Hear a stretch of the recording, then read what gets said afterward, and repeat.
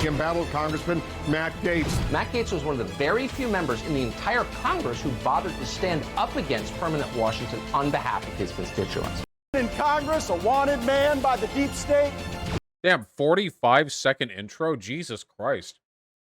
Jerk off on your own time. They aren't really coming for me. They're coming for you. I'm just in the way. Welcome to Firebrand. I'm Matt Gaetz. Big media lies to you. Big tech monetizes you. Way to bury the lead, dude.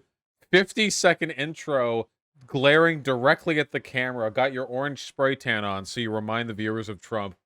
The media lies to you, like right off the bat. No lead up into it, just that's the premise. You big business steals from you, and big government steals for itself.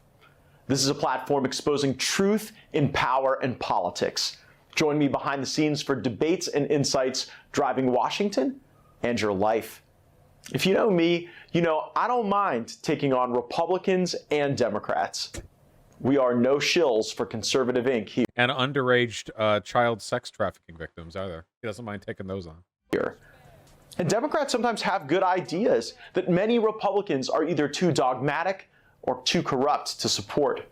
It's true. The America First movement demands supporters who are informed and active. I'm here to give you details nobody else has and a strategy to use them. I really hate his face. This is the most superficial I'm gonna get, but like everything about his face, he looks like a combination of like a Mad Max mutant who you might see like wrapped in leather in like one of the 80s movies, and like a 90s high school bully, but like the dumb kind of bully, you know, not the ones that are like villainous and malicious, and but like more of like a Biff kind of vibe. He looks like a combination of those two things. Yeah. I'm going to make you the smartest person in every political debate. And we're going to use argument and information to take back power and save our country. To win the battle, our side needs warriors, tough operatives. Our opponents know this, and they try to pick us off one by one. They tried. They use the Justice Department to take us down with false allegations of child sex trafficking, but you're not going to fall for their tricks, are you? The brave Congressman Devin Nunes when he told President Trump that our own government was spying on him. Nunes was pursued by the ethics. Oh, Matt Gaetz was in need of, or is, if the allegations are true, he's in need of some goodwill from the government. I'm in need of a sponsor to fund the rescue project. He needed money. Tens of millions. And he was pitching hard to my dad that I needed help, the type of help only he could provide. Some of you might call it an offer you can't refuse. Who is Bob Kent? What the fuck is going on? Is this isn't really a podcast. He's just trying to be like a news reporter. Does anyone else feel like it's extremely weird for a sitting congressman to do this? Like, it is a little weird for a sitting congressman to LARP as like a mini Tucker Carlson doing their own pundit skit, right? That's a little bit strange. Feels like those are two different roles that you're playing at the same time. Who's he even getting this stuff? And who is he working with to shake down my dad on a pile of lies? Shake down? This man, David McGee, is a former DOJ. One more thing about Kent and McGee, the guys. Oh my God, this whole first episode is about him defending himself, isn't it? Wait, is this entire first episode just him? Okay, hold on. He has Marjorie Taylor Greene on. This is good. I like this.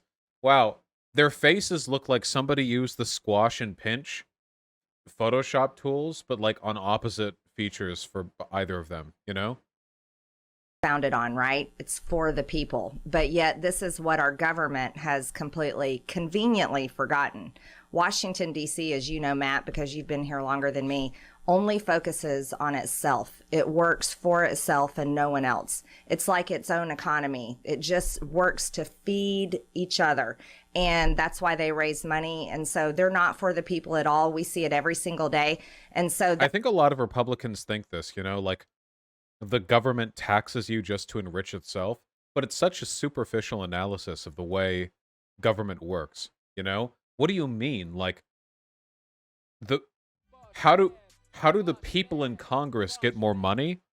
Because the government raises more in taxes. What's the relationship between those things, you know?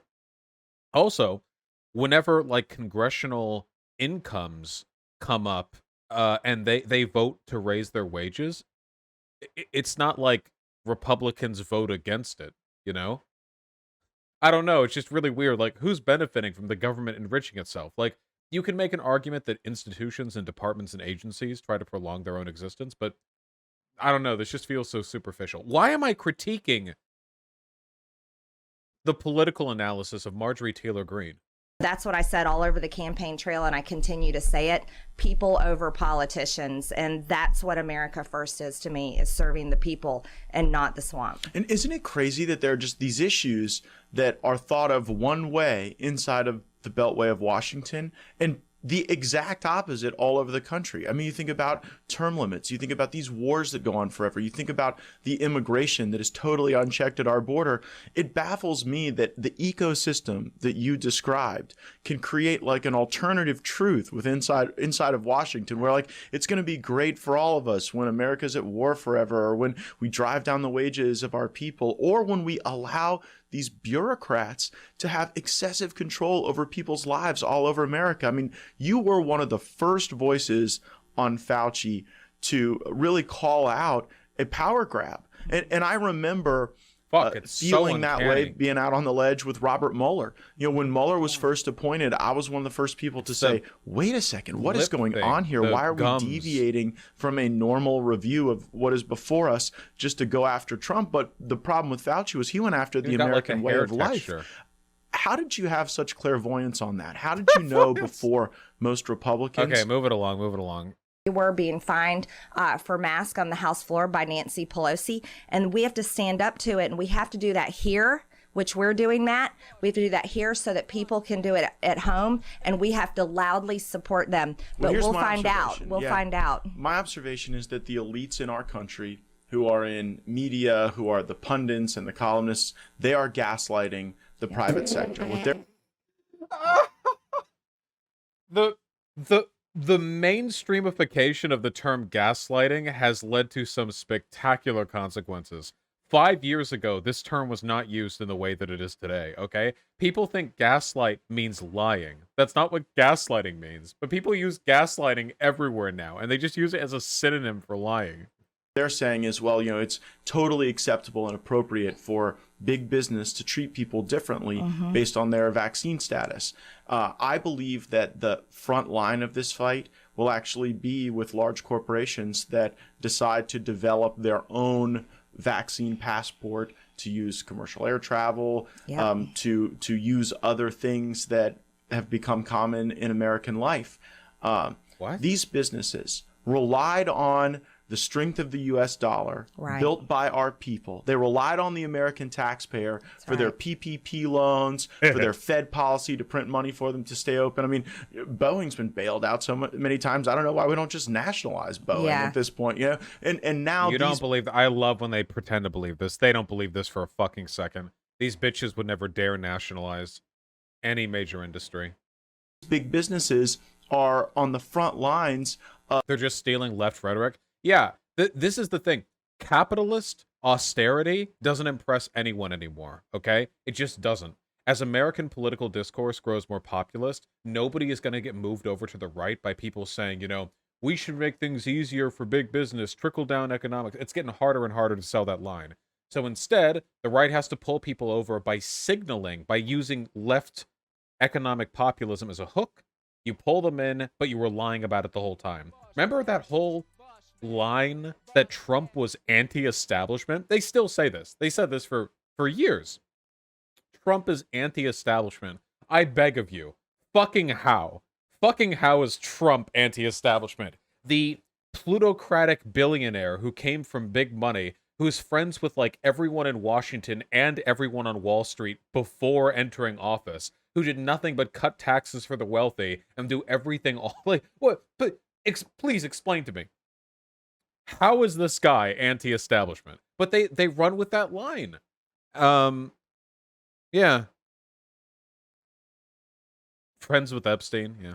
Of an attack on people who choose to make a different medical choice. Right. And they win because they keep getting paid because the government is saying, you have to take this vaccine. So guess what? They get to keep selling their vaccines and they get to keep making money. I mean, what a contract to win, right? The COVID vaccine contract. Think about this, though.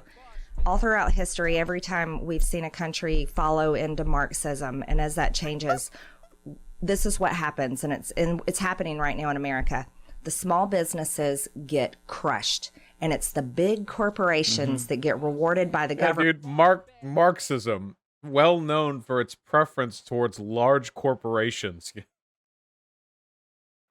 And they meld together. Totally. And we have seen that big tech has already done it. We're seeing it with big pharma. We're seeing it with, contractors, people that win big government contracts. These large corporations are military-industrial complex. Military-industrial complex is a major issue. So I have a term for that. I call it. Remember, Charlie Kirk tried to do this exact same thing. Right at the beginning of the debate, he was like, yeah, you're just promoting big pharma, getting these big contracts, But, I'll nationalize pharma, baby. For sure, if I could, I would nationalize it in a fucking heartbeat, 100%, So, don't talk to me. You want to nationalize big pharma? Yeah, okay, let's talk about that then, please. Yeah, but they don't actually want to go that far, How much longer does this corporate that would even house us? That's right. So finally, we had to punish say, a business for making money by Right. renting out their facility to us. Or- They shut them down. I mean, and for me, it got to the point where if the cities kept shutting us down, we just had to go to City Hall. Yeah. And what we found there were a number of Rewind? Making money by us. That's right. So finally, we had to punish anyone that would even Go house back? us. I'm not going That's back. I don't care. They like using the term corporate communism. It's a part of a deliberate effort to make nothing mean anything. Also, here's a follow-up. Who are they getting for the second episode? Who associates with Matt Gaetz apart from Marjorie Taylor Greene? Even Laura Boebert stopped associating with him and deleted a bunch of tweets where she associated with him, and she's a nut. Who? Yeah, is it going to be Marjorie Taylor Greene again? It's going to be episode 73. Featuring Representative Marjorie Taylor Greene. It's just a duo podcast they have. He's always fucking DMing her on Insta, being like, "Hey, can you come on for my next episode? Yeah, can we get me on there? Can we feature Vaush? That'd be nice."